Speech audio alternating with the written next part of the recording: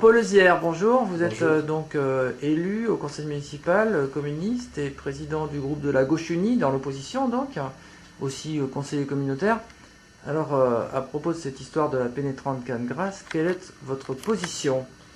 Alors, ma position, c'est d'abord que les Grassois doivent être saisis de ce projet, qui est un projet qui coûte très cher, même si pour le moment la clé de financement ne concerne que pour 6% Grasse. Il s'agit quand même d'un projet qui au départ coûtait 47 millions d'euros.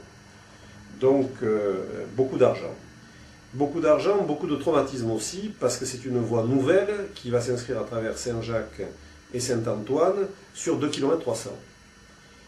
Cette voie est apparemment nécessaire, d'après les études qui avaient été faites.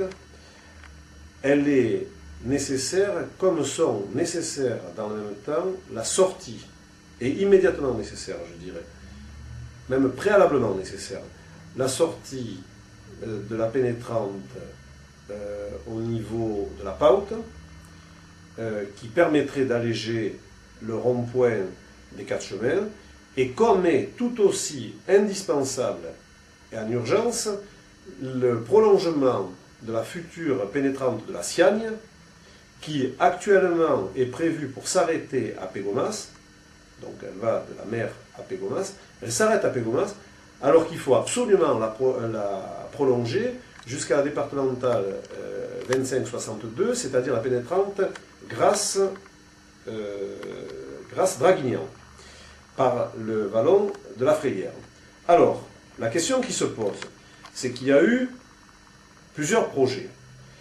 Il y a eu un projet démentiel qui consistait à faire une autoroute à travers Grasse et qui a été combattu pendant des années par les associations et par les élus communistes en tout cas, contre lesquels nous nous sommes élevés et que nous avons réussi, grâce à l'action conjointe, à remettre à plat en 2000, parce que nous avons été entendus par le ministre de l'équipement et des transports de l'époque, qui était Jean-Claude Guessot. Qui était communiste aussi. Ministre communiste, oui. Grâce à l'aide de Jacques Tibéry, etc., qui était vice-président du conseil régional. Donc, tout ça a fait que, dans l'intérêt de la ville, et pour le plus grand bonheur des Grassois, on a réussi à casser ce projet démentiel. Ce projet était démentiel parce qu'il traversait les deux quartiers et il massacrait irrémédiablement le cadre de vie de milliers de Grassois. Ça, c'est le premier point. De 2002-2003, puisque le projet, l'avant-projet sommaire a été adopté en 2002, avec l'ancien gouvernement, sous le gouvernement Jospin, M. Guessot étant toujours ministre. Le gouvernement, le nouveau gouvernement, donc de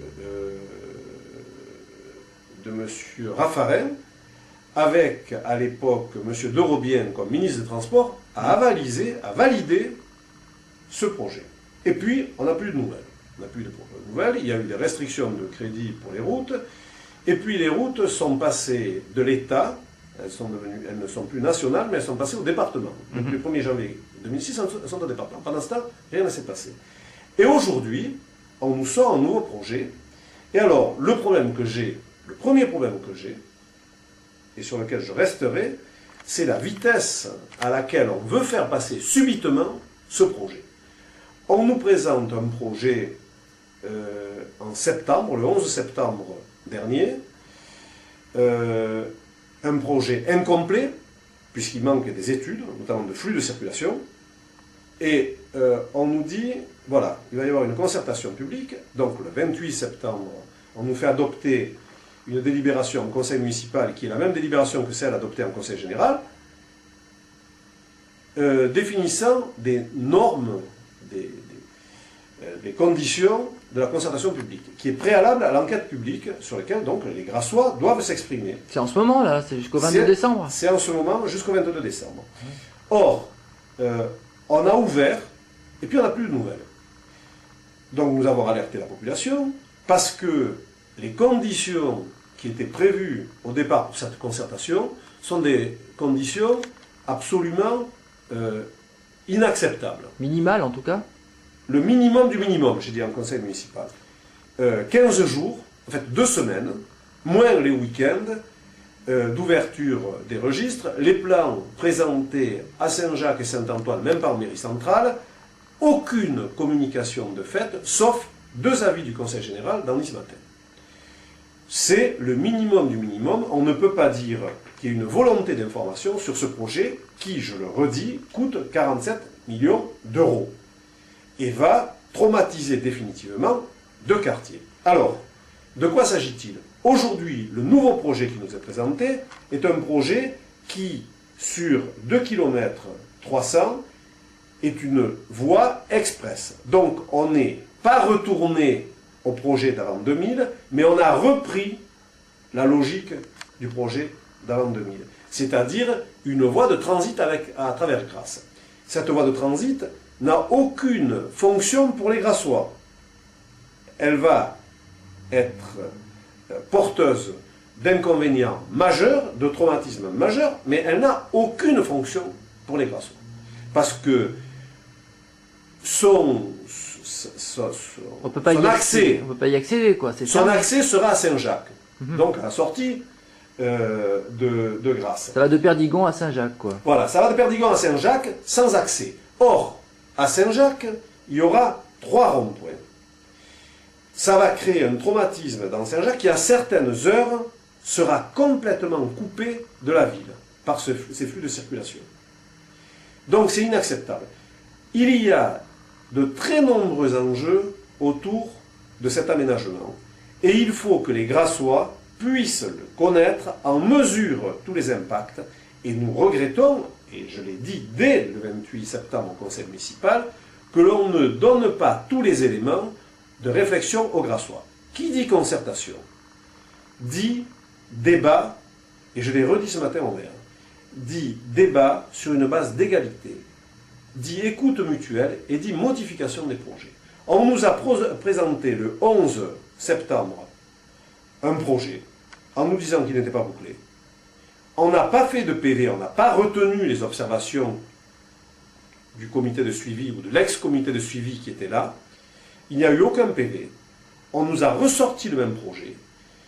On nous remet un échangeur à Emmanuel Rouquier, c'est-à-dire sur la route de l'hôpital, qui avait été supprimé par la municipalité de Font-Michel parce qu'il était démentiel. On nous le remet. Et on nous met une sortie à Saint-Jacques qui est complètement inadaptée et très dangereuse pour tout le quartier Saint-Jacques. Alors je dis que moi, en tant qu'élu communiste, en tant que président du groupe de la Gauche Unie, je ne peux pas être d'accord avec ce projet en l'état. En tout état de cause, nous avons déposé un recours contre la délibération du 28 septembre, parce que cette délibération porte, dans ces termes, la marque d'une insuffisance de concertation. Je répète que sur un projet majeur, les gens doivent être informés et écoutés, et ce n'est pas le cas. D'accord, donc votre position n'est pas du tout politique, c'est une position sur le fond du problème. C'est une position doublement... Non, ce n'est pas en tout cas une position politicienne, en tout politicienne cas. ou droite-gauche, c'est une position citoyenne. Donc, elle consiste... Il y a 2 niveaux. Le premier niveau, c'est la démocratie, rien que la démocratie, mais toute la démocratie. C'est-à-dire, informons les gens. Écoutez, il y a eu un numéro de kiosque, le numéro 100 de kiosque, qui a été sorti, qui a tiré à 25 000 exemplaires distribués dans tous les foyers, partout, avec une grande campagne de promotion publicitaire. Il n'y a pas une ligne sur ce projet. C'est quand même un peu démentiel que, alors que nous avons un projet de cette ampleur, un bulletin municipal sorte et ne donne pas une ligne, un mot d'information, ne cite pas une fois le mot pénétrant. Ça, c'est le premier point. Donc, je suis en désaccord total sur le contenu de la concertation. On doit respecter les électeurs, on doit respecter l'avis des gens, on doit les entendre.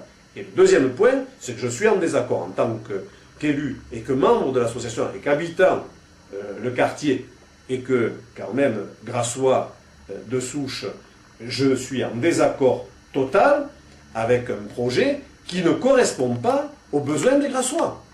S'il faut, et effectivement il y a un problème sur le bas canton de Saint-Vallier, Péménade, Le Tigné, l'est du Var, il y a un problème au niveau de la circulation, eh bien, raccordons la départementale 2562 à la future pénétrante de la vallée de la Siagne par le vallon de la Frayère. Tout le monde est d'accord là-dessus, et les Grassois ne seront pas traumatisés par des flux de circulation qui n'ont rien à voir avec la ville, qui n'intéressent pas la ville.